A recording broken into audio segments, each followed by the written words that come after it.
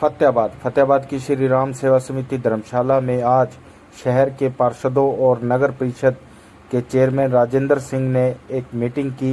इस मीटिंग में ये फैसला लिया गया कि शहर को नशे और अपराध मुक्त बनाने के लिए वे अपने वार्ड के किसी भी व्यक्ति की कोई भी आपराधिक जमानत नहीं लेंगे।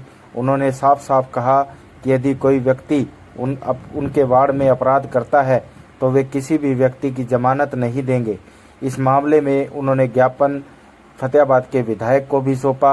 इसके साथ साथ फतेहाबाद की एसपी को मौके पर ही विधायक दूड़ाराम ने फ़ोन लगाकर पूरे मामले का संज्ञान लेने को कहा।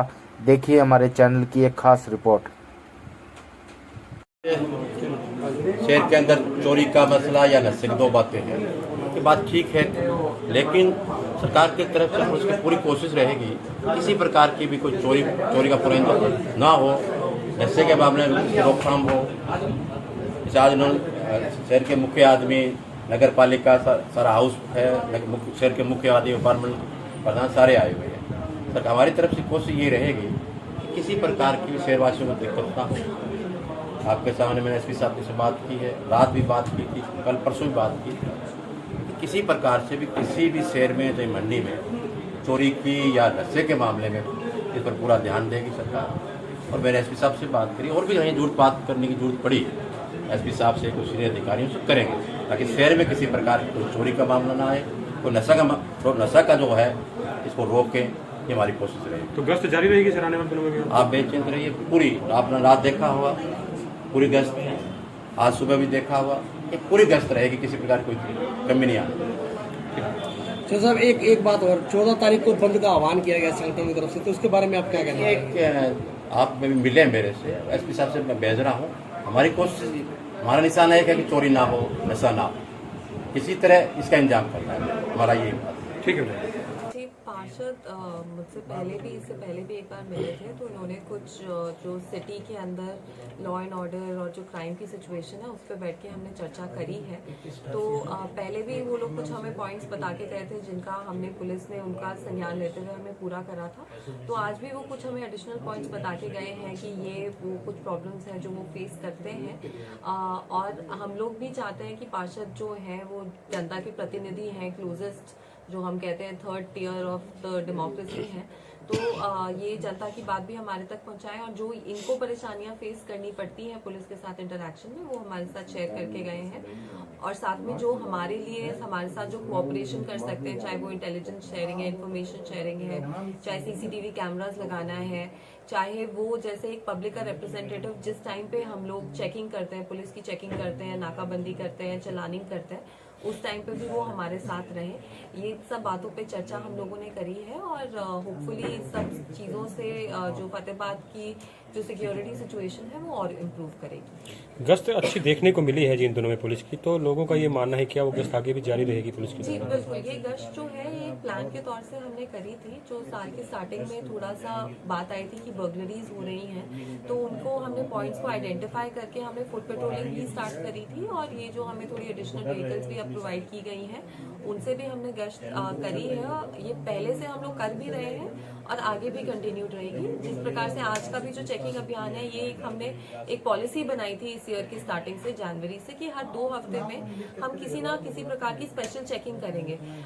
जैसे पहले हमने दो बार हमने अभियान चलाया, जो पीओज हैं, बेल जंपर्स हैं, या जो भागे हुए आरोपी हैं, उनको हम राउंड अप करें, उनके लिए हमने 2 बार किया, 2-2 हफ्ते के गैप पे। फिर एक बार हमने किया स्पेशल फोकस एनडीपीएस और आर्म्स एक्ट का रखे, एक दिन हमने रात की चेकिंग रखी पूरे डिस्ट्रिक्ट की।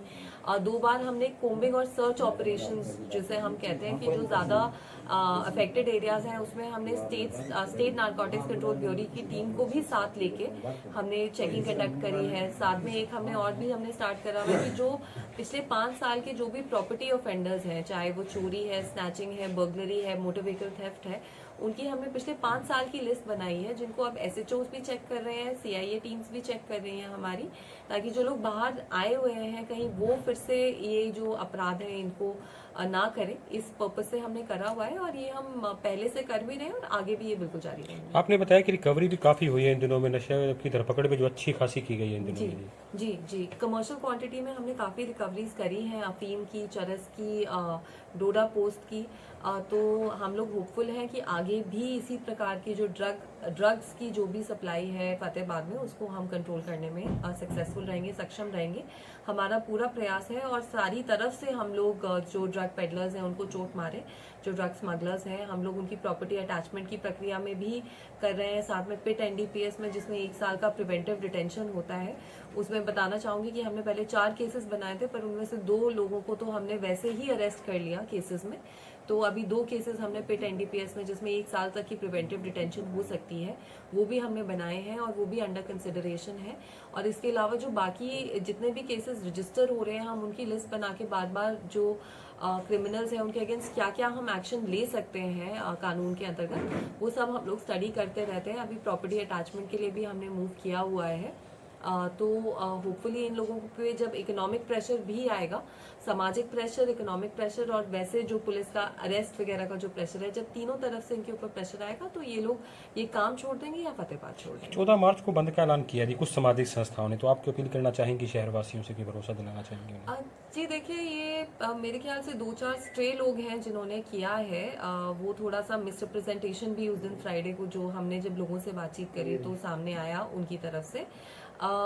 ये मेरा तो यही अपील रहेगा जी, कोई भी दिक्कत है, कोई भी इशू है, आज आपने मीटिंग में भी देखा कि लोगों ने बोला कि जब वो हमें मैसेज करते हैं, बताते हैं, फोन करते हैं, तो उसमें हमेशा एक्शन होता है। तो कोई भी अगर दिक्कत है तो वो तो कॉन्वर्सेशन से या बताने से ही रिजॉल्व होगी। बंद किसी भी चीज का सोल्यूशन नहीं है, और ना इस टाइम पे इस तरह की कोई फतेहाबाद में सिचुएशन है कि चोरियां बहुत बढ़ गई हैं। अगर आप देखेंगे पिछले साल के कंपैरिजन में, जैसे मैंने बताया भी कि मोटर व्हीकल थेफ्ट में तो ऑलमोस्ट 25-30% का फॉल है, और उसके बावजूद हमारे 60% की रिकवरी है। स्नैचिंग के जो केसेस हैं उसमें भी हमारी ऑलमोस्ट 70% जो केसेस हैं हमारी वर्कड आउट है। मेरे ख्याल से 4 केसेस हैं स्नैचिंग के जो वर्कड आउट नहीं है, बाकी जो भी रिपोर्टेड केसेस हैं सब वर्कड आउट है। और साथ में पूरा हम लोग जो प्रयास है सारे कर रहे हैं, बर्गलरी में, अदर थेफ्ट जो सिंपल थेफ्ट है, हर चीज में हमारा पूरा टाइम यही प्रयास रहता है कि कोई सी भी प्रकार का इंसिडेंट ना हो, चाहे वो फतेहाबाद है, रतिया है, टोहाना है, भूना है, भट्टू है, सारी जगह जितने भी अर्बन क्लस्टर्स हैं उसमें हमारा ये प्रयास रहता है। जितने भी मेजर क्राइम के केसेस हुए हैं फतेहाबाद के, वो सारे वर्कड आउट हैं। उन सब में हमने सब लोगों को अरेस्ट किया है, चाहे वो रतिया में एक फायरिंग का इंसिडेंट हुआ था पिछले नवंबर में, टोहाना में 3 फायरिंग के इंसिडेंट्स हुए थे, तीनों के तीनों में सब लोग अरेस्टेड हैं। They are all behind bars, और हम लोग उनके ऊपर जो भी प्रक्रिया है, जो भी कार्रवाई है, सब कर रहे हैं। तो पुलिस की कार्रवाई में इस प्रकार से मैं नहीं कहूंगी कि कोई कमी है, पर फिर भी क्योंकि कोई भी काम परफेक्ट नहीं होता, हमेशा इम्प्रूवमेंट की गुंजाइश रहती है। तो कोई भी इंफॉर्मेशन है, कोई भी दिक्कत है जो वो फेस कर रहे हैं, कोई पॉइंट है जहाँ पे उन्हें लगता है कि गश्त बढ़ानी चाहिए, पुलिस की प्रेजेंस होनी चाहिए, जैसे कि अब ये पुलिस स्टेशन की शिफ्टिंग है, अगर हम वो पुराने जो हमारा छोटा बिल्डिंग थी उसी के अंदर हम पुलिस स्टेशन को कंटिन्यू करें तो ये लगता है कि भाई प्रोग्रेस नहीं है।